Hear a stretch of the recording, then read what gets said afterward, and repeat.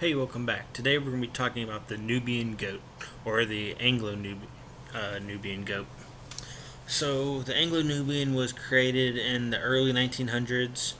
The British had for a long time a British milking goat that had a very high butter fat, but had a very low yield, so like um, just like a few pints or whatever, and so they imported these long-eared milk goats from the Middle East um, that had a higher volume of milk production, and so they imported them in the early 1900s, and they crossed them with their existing um, landrace um milk goats, and they created what's called the Anglo-Nubian.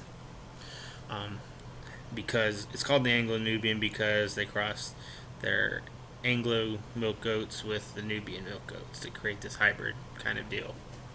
Anyways, it upped their milk yield, and it kind of averaged out their butter fat because um, the pure Nubians from the Middle East or whatever, the pure goats that they imported were quite as high as the British ones. Anyways, it also upped their size. The goats from the Middle East were a lot larger and heavier.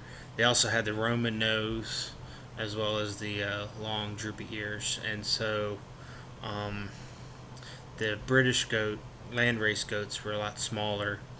And a good one to look at would be like the Golden Guernsey goat. I have a video on that you can check up on and see. But the British goats are a lot smaller and produce less milk but higher, better fat. Anyways, Nubians are a really good breed. The males get up to around 250 on the high end, 300 pounds. The girls get up to around 200 on the high end, 250 pounds. They're very good goats, very friendly, almost too friendly. They want to be in your pocket sometimes. Uh, they produce twins, triplets, quads quite easily.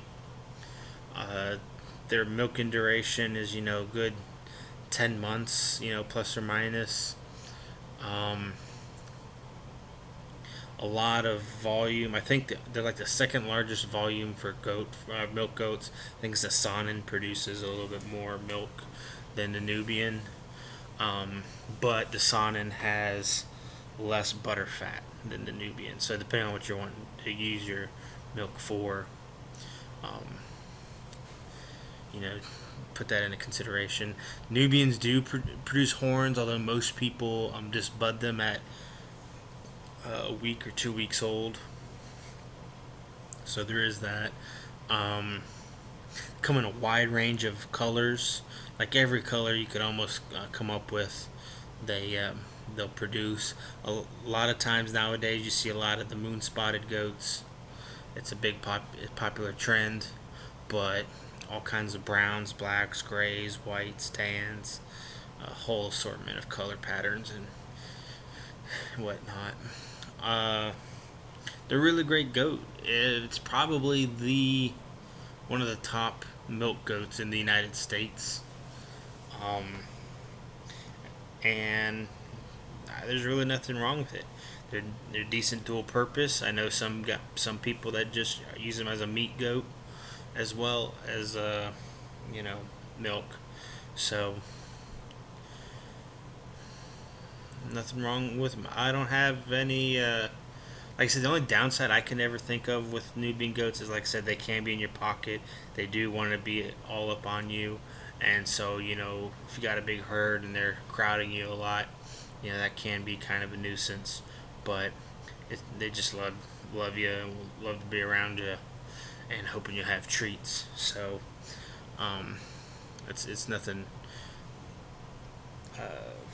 That's not their fault, but you know it can be a downside. But they're a great milk goat. If you're looking for a high volume uh, goat for milk, definitely look at the Nubian. You can't go wrong with the Nubian. Comment down below if you have any questions, and I'll see you next time.